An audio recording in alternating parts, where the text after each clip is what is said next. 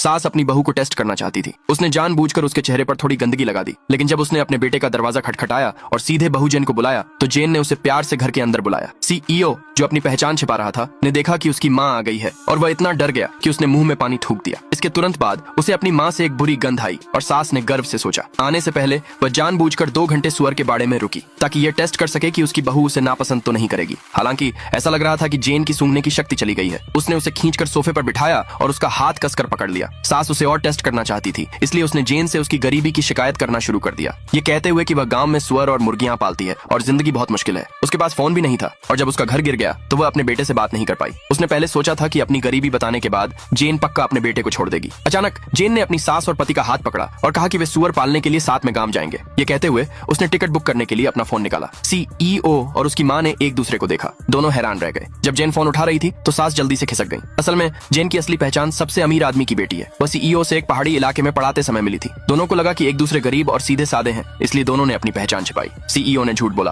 कहा कि वह एक सिक्योरिटी गार्ड है। उस दिन सीईओ एक मीटिंग में थे जब उनके असिस्टेंट ने उन्हें बताया कि सबसे अमीर आदमी उनके साथ एक खून प्रेषण डील पर बात करने के लिए खुद कंपनी में आने वाले हैं। लेकिन इसी समय सीईओ को जेन का कॉल आया। पता चला कि जेन उसे लंच देने आ रही थी और वह जल्द ही दरवाजे पर पहुंच जाएगी। सीईओ ने जल्दी से सबसे अमीर आदमी के साथ मीटिंग कैंसिल कर दी और मेन गेट की तरफ भागा। सिक्योरिटी गार्ड से कहा कि वह अपनी यूनिफॉर्म उतार दे और पेड लीव ले ले। जैसे ही जेन पहुंची, सीईओ सिक्योरिटी गार्ड की यूनिफॉर्म पहनकर बाहर चला गया। जेन ने गर्व से टेबल पर डिश रखी और अपने पति से उन्हें छकने के लिए कहा। लेकिन उसी समय एक आदमी और एक औरत उनके सामने आ गए। पता चला कि वे दोनों जेन के कॉलेज के क्लासमेट थे। उस आदमी ने एक बार जेन का पीछा किया था, लेकिन जेन ने उसे रिजेक्ट कर दिया था। अब उसे एक सिक्योरिटी गार्ड के साथ देखकर वह और भी अनबैलेंस्ड महसूस कर रहा था। उसने टेबल पलट दी। उसने यह भी कहा कि वह अब मैनेजर है और उसके एक शब्द से वह सिक्योरिटी गार्ड को नौकरी से निकाल सकता है। लेकिन जिसकी उसने कभी उम्मीद नहीं की थी, उसके सामने बैठे सिक्योरिटी गार्ड ने असल में अपना फोन निकाला और फोन पर मैनेजर को तुरंत नौकरी से निकालने का नोटिफाई किया। 1 मिनट बाद मैनेजर का फोन बजा, जिसमें बताया गया कि उसे नौकरी से निकाल दिया गया है और वह तुरंत अपना सामान पैक करके चला गया। मैनेजर को अपने कानों पर यकीन नहीं हुआ। इसी समय एक सीनियर एग्जीक्यूटिव ने शोर सुना और लोगों के साथ आया। मैनेजर ने तुरंत सीनियर एग्जीक्यूटिव से शिकायत की, कहा कि यह सिक्योरिटी गार्ड अनुशासनहीन है